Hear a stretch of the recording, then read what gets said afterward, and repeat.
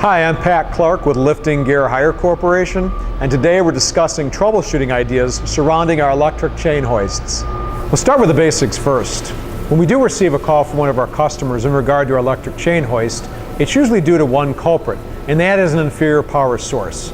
We do everything we can to inform you of the proper voltage and amps required to power the hoist. In fact, when we deliver the hoist, you'll notice on the pendant and affixed are some reference materials. Specifically, this one points out the proper gauge and length extension cord that would be utilized to power our 1 and 2 ton electric chain hoist. In fact, at full load and running on 115 volts, this can see amps as high as 24.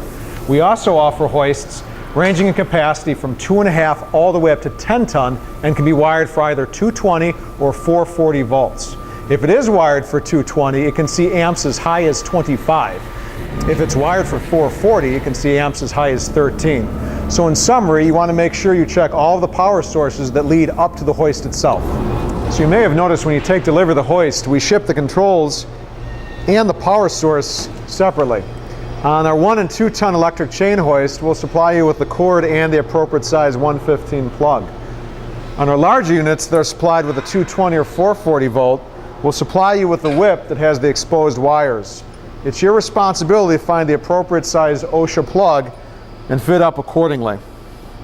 To connect them, you grab the plug, find a notch, match it up with its male-female counterpart, screw in the power plug, grab the pendant cord, and repeat the same procedure. And now you're ready to try the hoist. So when you're checking the hoist, grab the control pendant, and if you're to press up on the hoist and the hoist moves down, or if you're to press down on the hoist and the hoist moves up, you may have your leads reversed. You want to recheck those connections and then retest again. You may also experience the hoist inability to lift at the rated capacity or improper lifting or lowering speeds. First, you need to check to make sure that whatever you're lifting is appropriate to the capacity hoist that you're working with. Also, you may have experienced a loss or a drop in voltage. Either way, you're going to have to check and amend one or both. Also pertaining to power, if your hoist is making a loud buzzing or humming sound or is clicking, it may be trying to get more power to the hoist. Again, you're going to have to check your connections and your cords. Because these hoists are electric, they have a duty cycle, specifically 25%. Meaning that out of every hour, you can count on being able to use the hoist for about 15 minutes. The hoists are engineered and designed to stop working and allow themselves to cool down when they're overheating. To prevent this downtime, we ask you to follow a few steps. First and foremost, as mentioned earlier, make sure you have the appropriate size gauge, length, and power that's actually supplied to the hoist. Next, decrease the frequency of your lifts. And lastly, make sure that you decrease the weights of the loads that you're lifting or hoisting.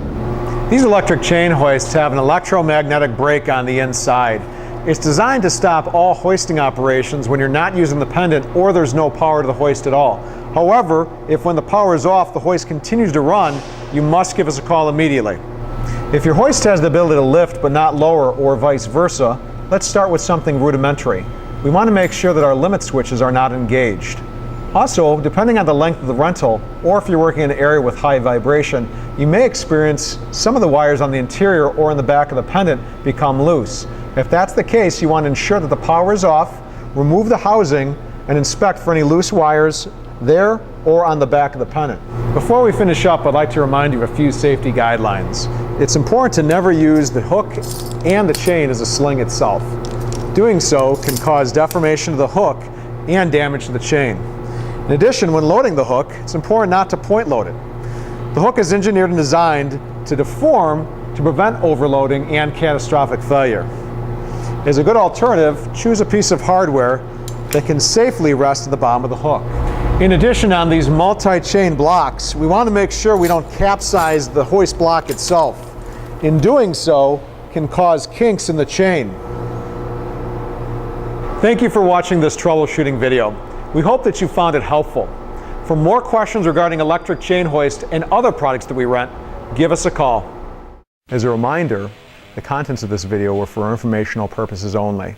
Please consult the manufacturer's guidelines and use and care instructions before beginning.